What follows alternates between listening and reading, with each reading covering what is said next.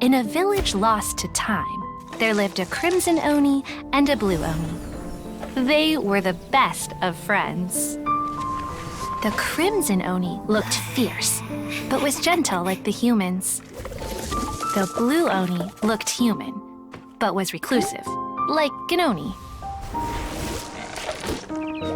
The crimson Oni wished to befriend the humans, but they were scared and threw beans at him whenever he came near.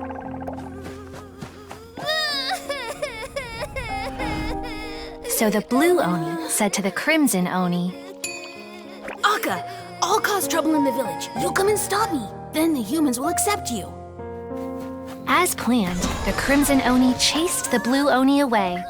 The crimson Oni's deeds spread throughout the land, and people finally accepted him. But when the crimson Oni went to tell the blue Oni the good news, he was gone and left only a letter behind. I went traveling.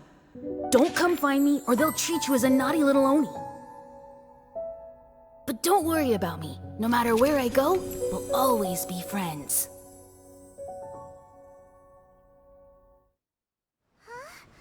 That's it?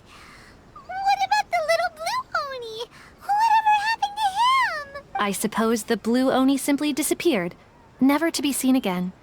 Only the crimson Oni remain now. But the blue Oni was just an innocent little kid. Of course it does. Otherwise, I wouldn't go through all the trouble of telling it. One interpretation is that the story is actually broadly based on historical events and that Arataki Itto is, in fact, a descendant of the Crimson Oni. What I'm trying to tell you is that the Oni have sacrificed a lot in the past in order to finally integrate themselves into human society. But there are still some volatile personality traits in the Oni bloodline. Every generation of Oni inherits these traits.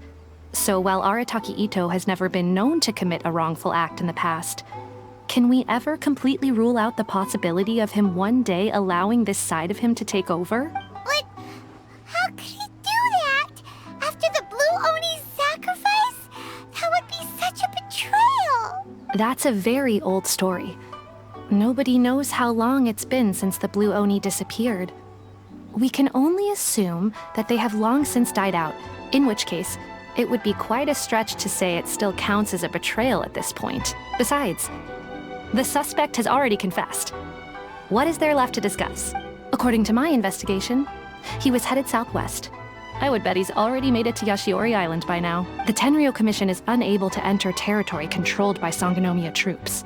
No doubt that's the reason Arataki Itto chose to flee in that direction. Don't mention it. I'm just doing my duty. Wait, Paimon still has a question. If Arataki Itto has given in to his bad side, won't that mean he's extra mean and violent now? I could only assume so. Judging from his previous bouts, he is a skilled fighter with a lot of brute strength. Whether or not you'll be able to handle him, that I do not know. Okay, but what's up with people throwing beans at Oni? What use is that? Ah, yes. Now that you mention it, I seem to recall that Arataki Itto is allergic to beans. In fact, all Oni will avoid beans, but especially Itto. I heard that just touching a bean is enough to incapacitate him. If you could weaken him a bit by triggering his allergies, perhaps you'd have better luck subduing him.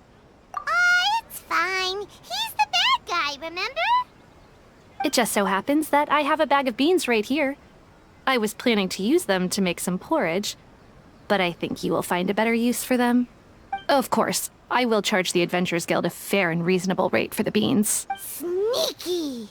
But also, thanks!